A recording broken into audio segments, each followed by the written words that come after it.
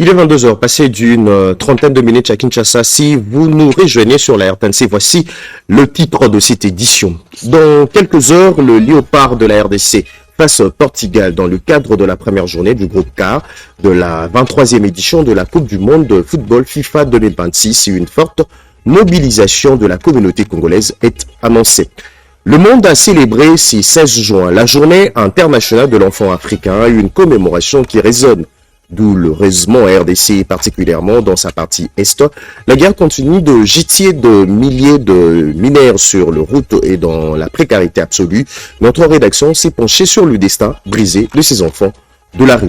Changement de la Constitution. Les personnes vivant avec handicap emboîtent aussi le pas. Démonstration de force politique le week-end dernier à Kinshasa. Une foule nombreuse a répondu à l'appel de Masséna Moba à l'occasion d'un grand meeting populaire.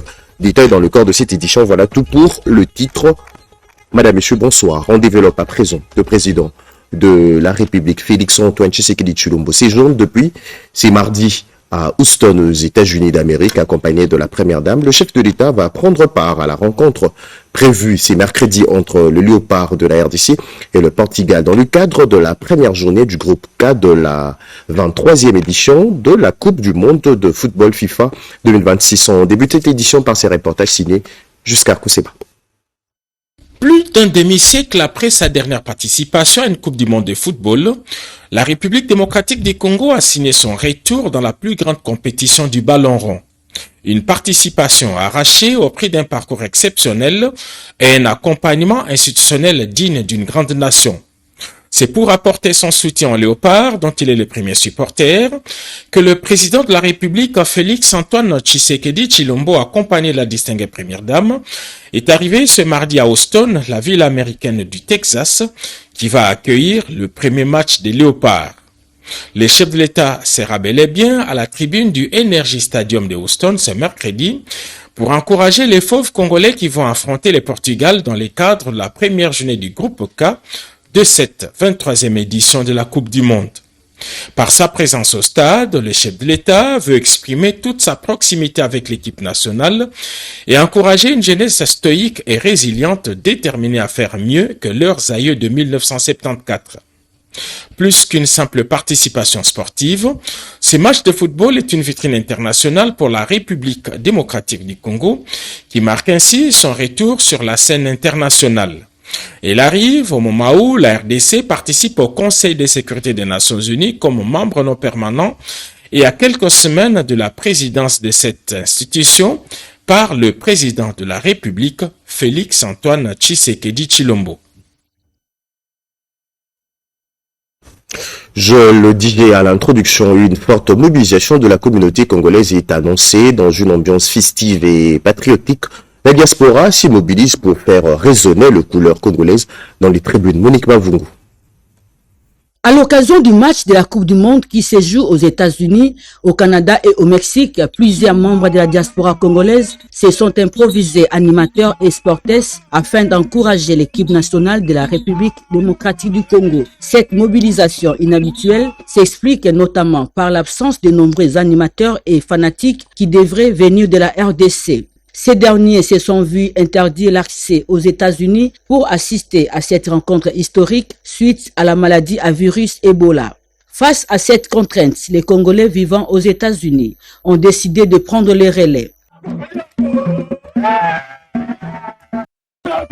Tambours, chants, drapeaux et animations vont ainsi rythmer les tribunes pour offrir aux Léopards un soutien à la hauteur de l'événement. Ces Congolais vivant aux États-Unis appellent leurs compatriotes des autres pays de leur emboîter les pas. Malgré la distance qui les sépare de leur pays d'origine, les membres de la diaspora veulent démontrer leur attachement indéfectible à la sélection nationale en transformant les stades en un véritable espace de fibres patriotiques.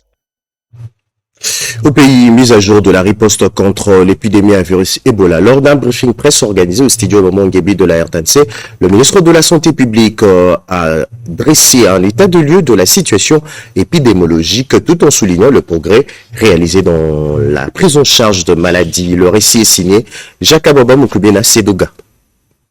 La République démocratique du Congo enregistre des avancées encourageantes dans la lutte contre la maladie à virus Ebola. Le ministre de la Santé publique, Hygiène et Prévoyance sociale, Dr Roger Samuel Kamba Moulamba, a annoncé le lundi que le pays compte désormais plus de 50 personnes guéries de cette épidémie qui sévit dans l'est de la RDC depuis un mois. Cette annonce a été faite lors d'un briefing presse co-animé avec le ministre de la Communication et Médias, porte-parole du gouvernement, Patrick Mouyaya Katembwe, autour du thème « Mise à jour de la riposte contre la maladie à virus Ebola ».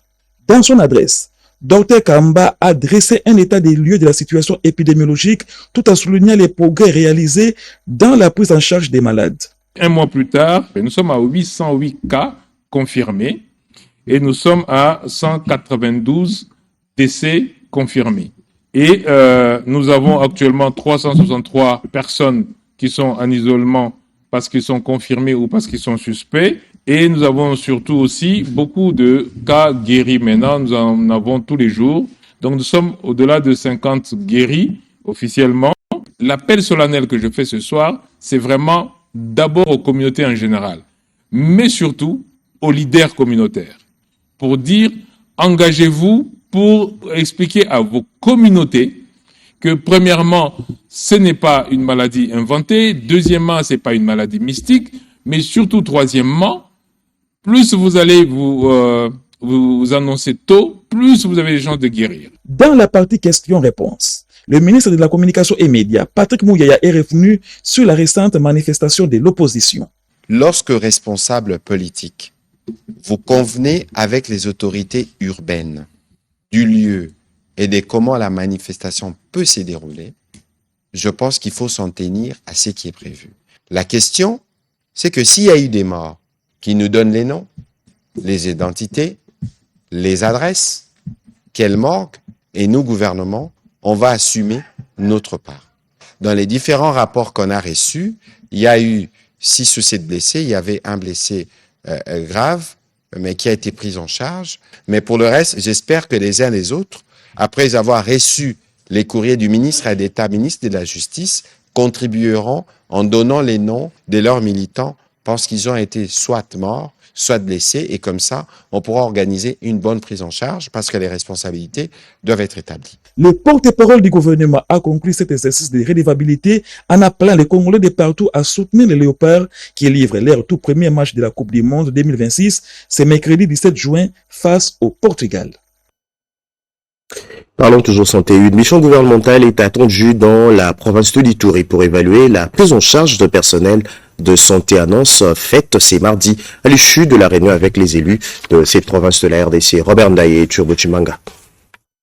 Un mois après la déclaration officielle de la 17e épidémie de la maladie à virus Ebola, le gouvernement de la République, à travers le ministre de la Santé publique, Hygiène et Prévoyance sociale, Dr Samuel Roger Kamba, a dressé un bilan actualisé de la situation épidémiologique, tout en appelant à une mobilisation générale pour freiner la propagation du virus Ebola. À ce jour, 808 cas attestés d'Ebola, 192 décès cumulés, plus de 50 patients guéris et 363 personnes placées en isolement. Ces informations ont été portées à l'intention du caucus des parlementaires de l'Ituri, députés et sénateurs, ce mardi 16 juin 2026, au cabinet du ministre de la Santé publique, Hygiène et Prévoyance sociale, Dr Samuel Roger Kamba. À ses côtés, son collègue de la communication, Patrick Mouyaya. Les élus de l'Ituri ont relayé les préoccupations exprimées par les populations locales concernant la prise en charge médicale et alimentaire des personnes infectées, mais aussi les conditions de travail et l'accompagnement du personnel soignant mobilisé en première ligne de la lutte contre la maladie à virus Ebola.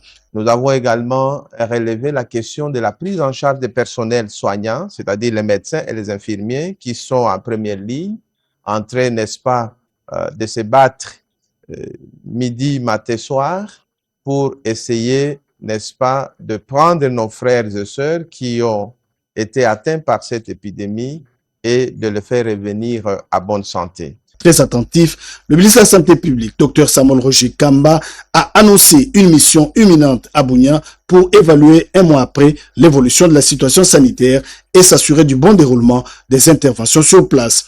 Le gouvernement de la République réaffirme sa détermination à vaincre cette 17e épidémie et à rétablir une situation sanitaire normale dans les provinces touchées.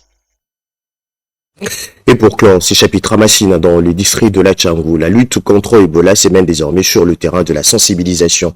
Un combat où l'information, la vigilance et l'implication de tous demeurent les meilleures armes contre cette 17e épidémie. La dynamique, Bernard Moindo a procédé le week-end dernier dans la commune de Massina au lancement officiel d'une campagne de sensibilisation. Marie-Chimène Kamoka. Face à la résurgence de la maladie à virus Ebola dans l'est de la RDC, précisément dans la province de l'Ituri, la prévention demeure l'un des moyens les plus efficaces pour freiner sa propagation. Une campagne de sensibilisation de la population contre l'épidémie à virus Ebola vient d'être lancée à Massina, dans le district de la Tchangou, par la structure DBM. Une initiative visant à informer la population sur les mesures préventives et renforcer la vigilance communautaire. À travers cette campagne de proximité, la DBM entend sensibiliser les habitants au respect des règles d'hygiène, au signalement rapide des cas suspects ainsi qu'à l'adoption des comportements responsables. Cette démarche se justifie d'autant plus que les communes du district de la Tchangou, caractérisées par une forte densité démographique, la promiscuité et des conditions sociales précaires, demeurent exposées au risque de propagation de la maladie en raison des mouvements fréquents des populations entre la capitale congolaise et les provinces affectées. Cette campagne intervient dans le prolongement de la mission gouvernementale effectuée récemment en Ituri par le ministre de la Santé publique Samuel Roger Kamba, le ministre des Médias Patrick Mouyaya, ainsi que le directeur général de l'OMS, Dr Tedros Adhanom. Déjà à Tchangou, des équipes des volontaires de la dynamique Bernard Mohindo parcourent quartiers, marchés, écoles, églises et autres lieux de rassemblement afin de diffuser les messages de prévention et distribuer des kits composés de fontaines de lavage des mains, de savons et de désinfectants dans le but de promouvoir les bons réflexes face à la maladie. Allez, on change carrément de registre. L'Assemblée nationale de la RDC a clôturé sa session ordinaire de mars 2026. Dans son discours de clôture, le président de la Chambre basse du Parlement congolais a réaffirmé la détermination de son pays à défendre son intégrité territoriale face à l'agression rwandaise dans la partie est du pays. Anim Balaka et Tété Bongunja. Après 3 mois d'activité parlementaire, l'Assemblée nationale a clôturé le lundi 15 juin 2026 sa session ordinaire de mars. À cette occasion, le président de la Chambre basse, Aimé Bogé Sangara, a dressé le bilan d'un parlement actif sur le plan législatif, du contrôle de l'action gouvernementale et de la diplomatie parlementaire. Dans son discours de clôture, le speaker de l'Assemblée nationale a également placé la situation sécuritaire dans l'est du pays au centre de son intervention. Il a réaffirmé la fermeté de la RDC face à l'agression attribuée au M23 soutenu par les Rwandais, ainsi que face aux violences des groupes armés, notamment les ADF. Aimé Bogé Sangara a salué le courage des forces armées de la RDC et des Wazalendo engagés dans la défense de l'intégrité territoriale, tout en adressant un message de solidarité aux populations du Nord Kivu, du Sud Kivu et de l'Ituri. La situation sécuritaire dans l'est de notre pays demeure la préoccupation principale de la représentation nationale. Alors que nous clôturons ces travaux, nos pensées se tournent immédiatement vers l'est de notre pays. L'agression rwandaise avec son groupe terroriste de l'AFC M23, les massacres odieux commis par les terroristes de l'ADF continuent de faire couler beaucoup de sang de nos compatriotes. Le président de l'Assemblée nationale a appelé à la cessation des violences, dénonçant la déstabilisation du pays et le pillage de sources naturelles.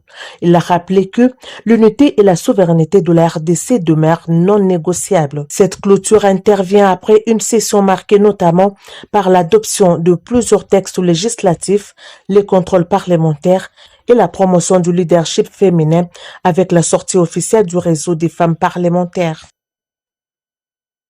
Nous allons parler chiffres à présent. 89 oui, aucun non, aucune abstention. Le Sénat a voté la loi fixant les conditions d'organisation du référendum lors de la clôture de la session ordinaire de mars. Le président Jean-Michel Sama-Lukonde a salué le travail abattu par le sénateur au cours de cette session. Janine Kalinga, Gilompiana et bienvenue Lusala. Après 20 ans d'attente, le Parlement a franchi un cap décisif. La nouvelle loi fixant les conditions d'organisation du référendum a été votée à l'unanimité par le Sénat à la séance plénière clôturant la session de mars, dirigée par le président du Sénat Jean-Michel Samalkonde Kenge. Voici le résultat du vote. Sur 109 sénateurs qui composent le Sénat, 89 ont pris part au vote. 89 ont voté oui. Aucun n'a voté non. Aucun n'a voté abstention.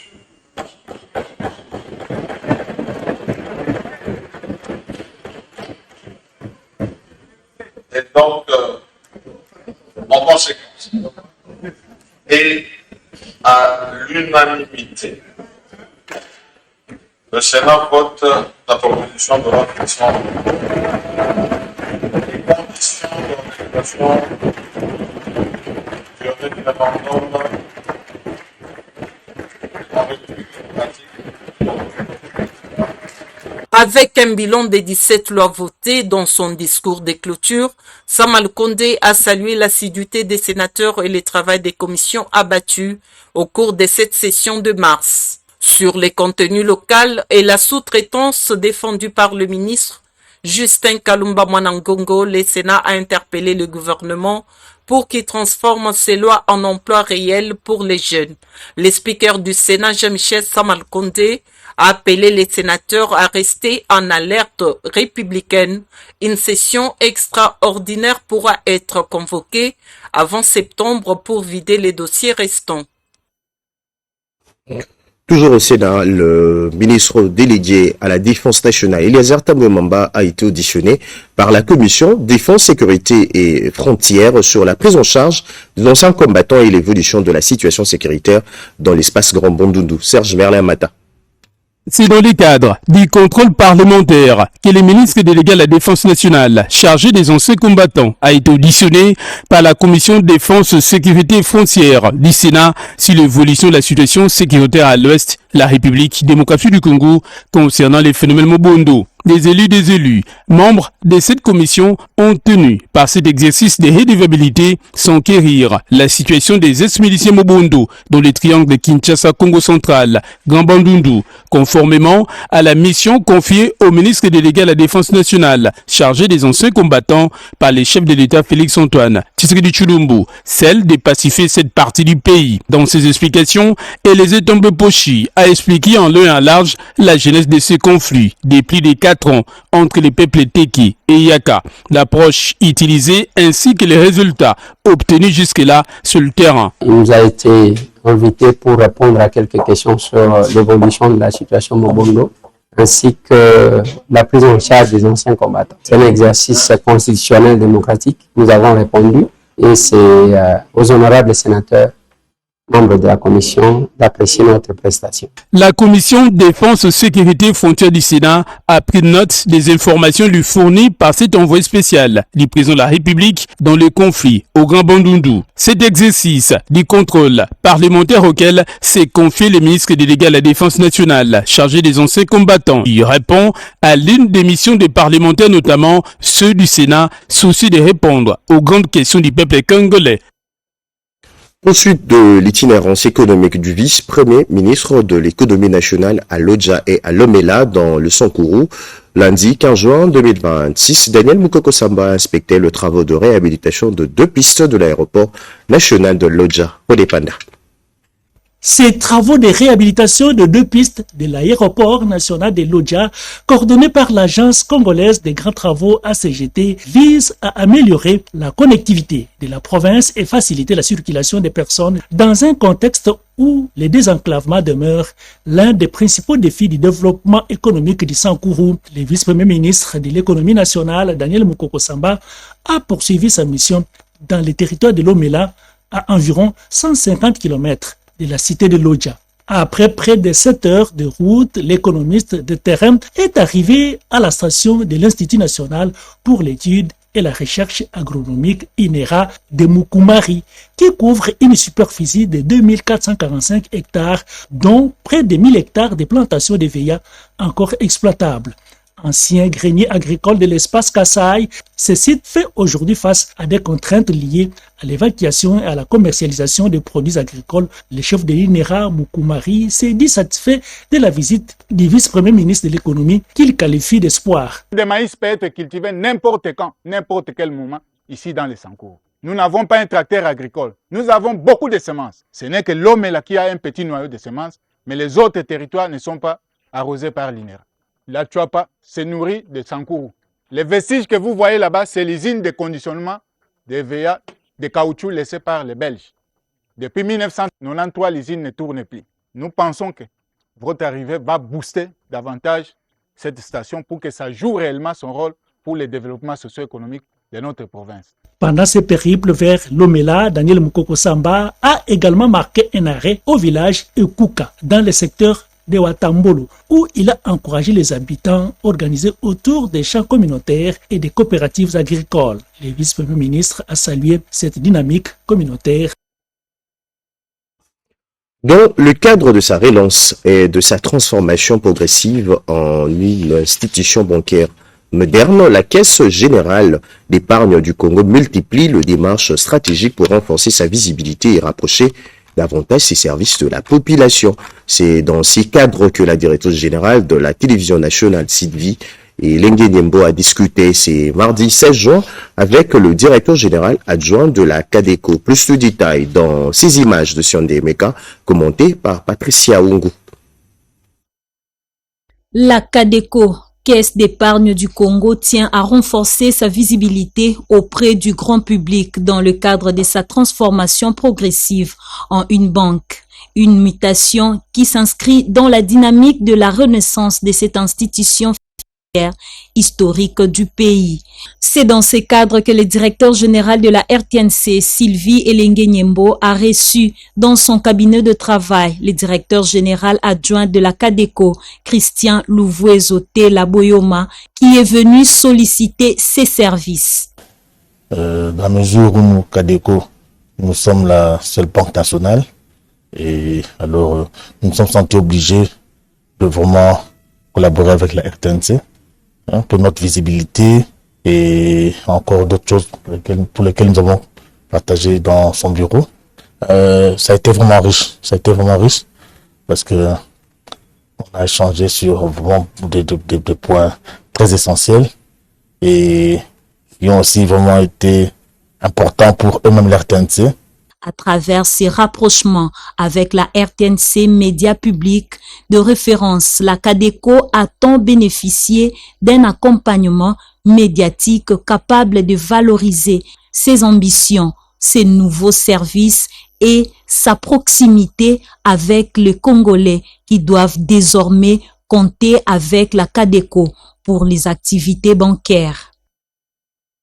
Autre grand titre de cette édition, le monde a célébré ce 16 juin la journée internationale de l'enfant africain, une commémoration qui résonne douloureusement en RDC et particulièrement dans l'est du pays. En Ituri, la guerre continue de jeter de milliers de mineurs sur le route et dans la précarité absolue. À l'occasion de cette journée à Kinshasa, la 6e édition du festival La Kisanzela a mis en lumière la situation des enfants et de jeunes filles vivant en milieu rural. Joël Makela et Junior Benioma.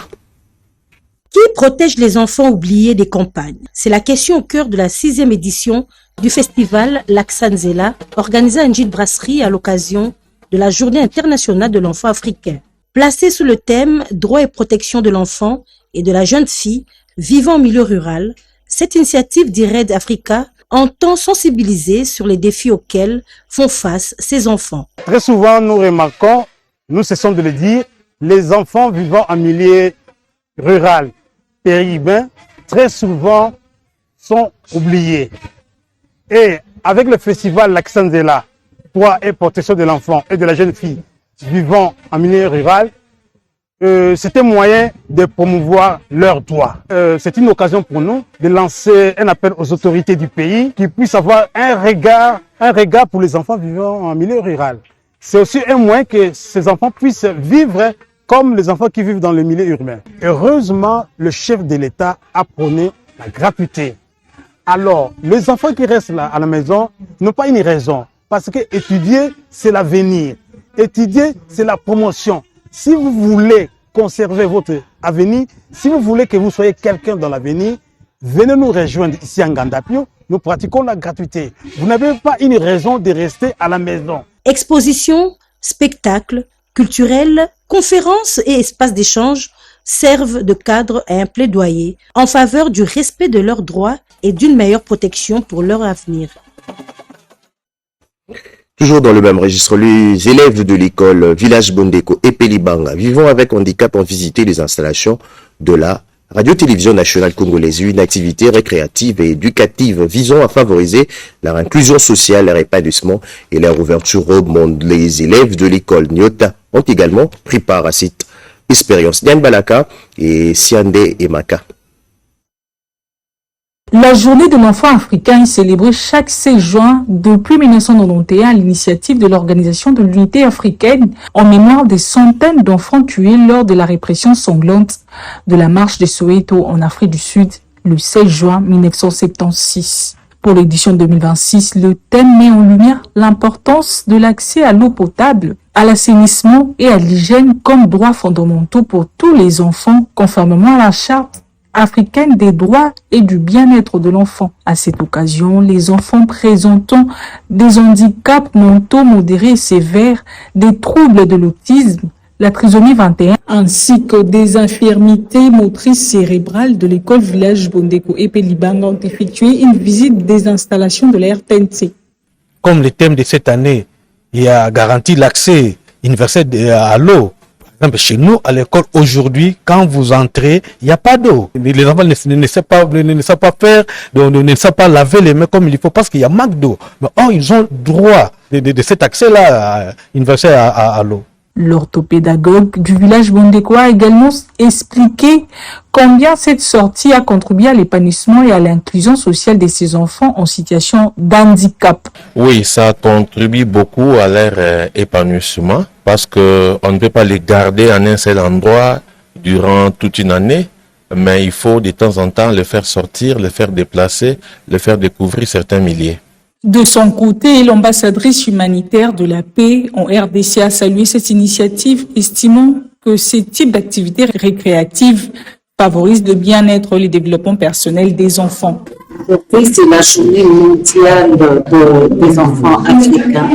C'est pour ça qu'on a choisi qu'ils viennent visiter la RTNC. Après cette visite, les élèves de l'école Nyota ont également découvert les installations de la RTNC dans le cadre de la célébration de la journée de l'enfant africain. Mettre fin au conflit coutumier à Kinshasa, la commission ad hoc instituée par le vice-premier ministre de l'Intérieur a échangé avec les autorités traditionnelles de la capitale Fifi Mukundi et Joséphine Liondo. Ce parti avec des travaux consultatifs des règlements des conflits coutumiers dans les communes urbano-rurales de Kinshasa, à savoir Maluku, Nsele, Mongafula et Ngaliema. Dans cette démarche, la commission ad hoc examinera les conflits coutumiers les plus saillants dans ces différentes entités. Cette séance inaugurale a réuni les chefs traditionnels de 22 groupements de la capitale ainsi que ceux de leur village.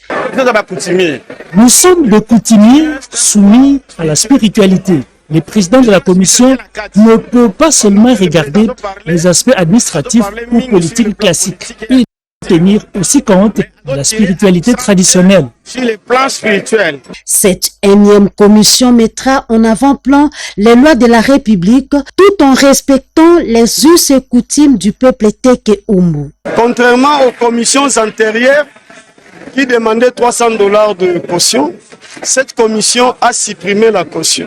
Lorsque l'un des protagonistes gagne le procès, le parti sera installé au cabinet du vice-premier ministre et puis le VPM va prendre un arrêté en sa faveur et c'est gratuitement.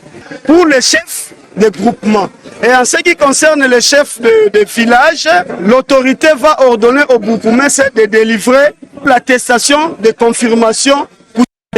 En définitive, ces assises balisent les chemins pour l'installation des structures habilitées à trancher les différends liés aux problèmes coutumiers et communautaires. Randonnée en province, dans le Haut-Ouélé, la ministre d'État en charge des affaires sociales a visité les familles de militaires engagés au front à Ouacha en vue de le réconforter. Regan Chinando et Junior lui sont nos envoyés spéciaux.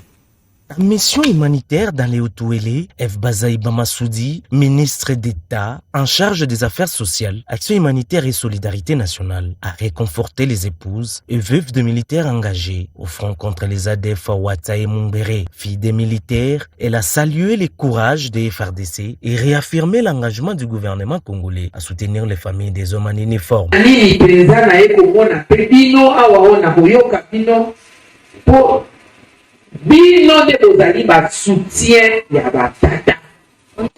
Je viens sur instruction du président, car vous êtes au centre de la quiétude dans les maisons des militaires.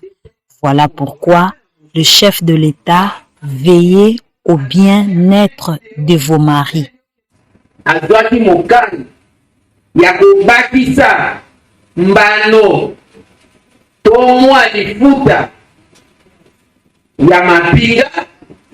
Réunis au camp militaire Mambaya d'Isiro, les bénéficiaires ont présenté les doléances à la ministre pour transmission au président de la République.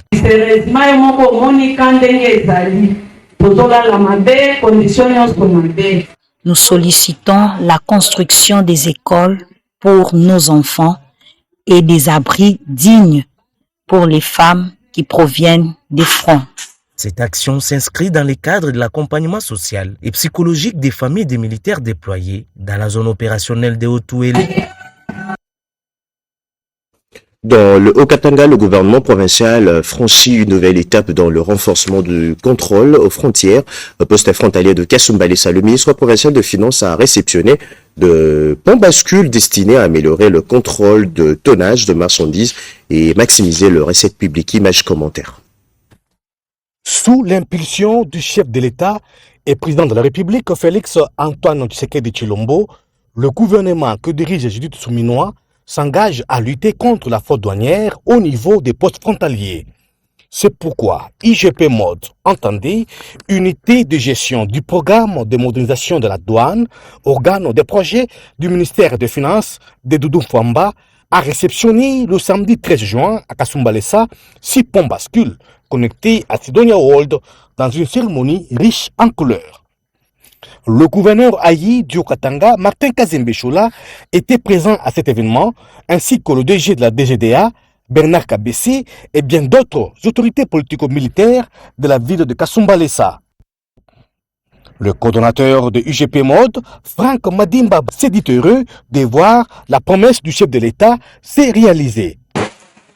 L'installation de ces ponts bascules qui s'inscrit dans le cadre du programme de modernisation de la douane s'appuie la ferme volonté du gouvernement de la République sous le haut patronage de son Excellence Monsieur le Président de la République, Félix Antoine Tshisekedi Tshilombo, chef de l'État, à qui je rends mes hommages les plus vénéraux. Avec la modernisation de la douane, la lutte contre la fraude douanière et la sous-évaluation de la marchandise va appartenir désormais au passé et les agents et cadres de UGP Mode sont prêts à rendre positivement service à la nation congolaise en combattant les antivaleurs douanières.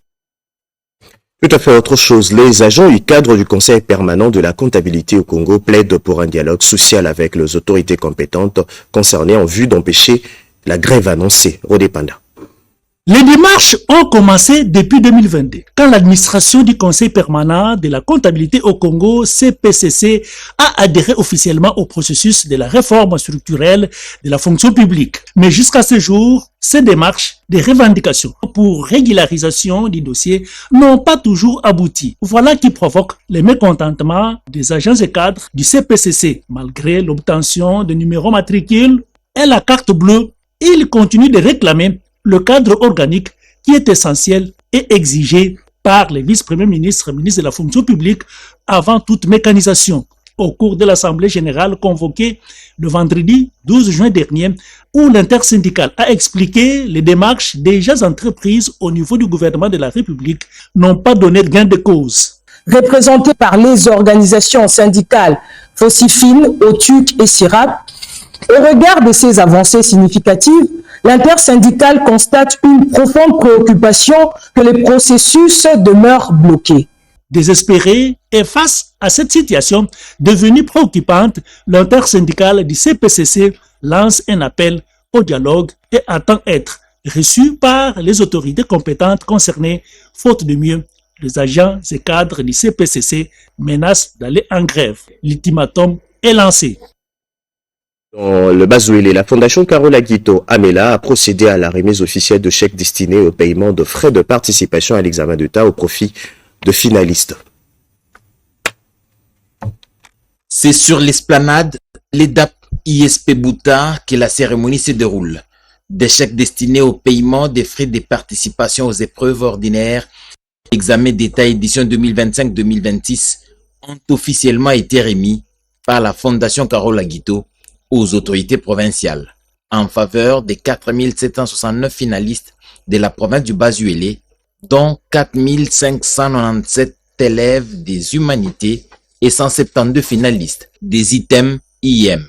Le vice-gouverneur du Bazouélé, Simon Gassawa Yangoulumé, a salué cette initiative de l'honorable sénatrice Carole Aguito Amela, la qualifiant d'acte de haute portée sociale en faveur de l'éducation. Le coordonnateur national de la Fondation Carole Aguito Amela, Jonathan Assia Aguito, a rappelé que cet accompagnement en faveur de l'éducation est devenu une tradition dans la province.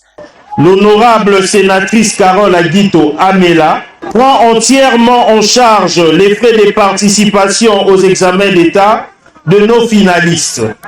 Rejoint parfaitement la vision de son Excellence, Monsieur Félix Antoine Tshisekedi Tshilombo, président de la République, chef de l'État, qui a fait de la gratuité de l'enseignement l'un des piliers de son action gouvernementale. Les parents présents à cette cérémonie ont à leur tour exprimé leur gratitude à l'endroit de la sénatrice pour ce geste de générosité renouvelée. Je n'ai jamais vu dans ma vie, dans les 60 provinces d'éducation de la RDC, aucun politique ne peut faire cet acte de générosité, de prendre pour autant de fois la maman allège les examens d'État session ordinaire. Et on dit des prières pour que Dieu continue à la bénir dans ses œuvres. Le week-end dernier à Kinshasa, une foule a répondu à l'appel de Dexy Masséna Moba à l'occasion d'un grand meeting populaire marquant la sortie officielle de sa formation politique. Une marée humaine à perte de vue. Hommes, femmes et jeunes ont pris d'assaut le terrain Bouddha dans la commune de Njili pour participer au meeting du lancement officiel de Dynamique Congo en avant. Brandissant drapeau de la République, calico, banderole et autres insignes aux couleurs du parti, les militants et sympathisants ont transformé le site à une véritable démonstration de mobilisation populaire. Au milieu des chants, des slogans et des ovations, dans son intervention, Dexy Masséna Moba, il a développé sa vision politique pour la République démocratique du Congo en mettant un accent particulier sur la question de la réforme constitutionnelle. Selon lui, la constitution actuelle en vigueur, adoptée en 2006, ne répond plus suffisamment aux réalités et aux aspirations actuelles de la population congolaise. Face à ses partisans, ces leaders de Dynamique Congo en avant a plaidé pour l'ouverture d'un débat national sur la nécessité d'adapter les contextes fondamentaux aux nouveaux défis du pays. À chaque prise de parole, la foule a manifesté son adhésion par des applaudissements nourris et des cris d'encouragement, témoignant l'engouement suscité pour ces rassemblements. Lors de l'inauguration d'un atelier industriel à l'ISAM, de bourses études ont été octroyées aux étudiants. Béatrice Chaco.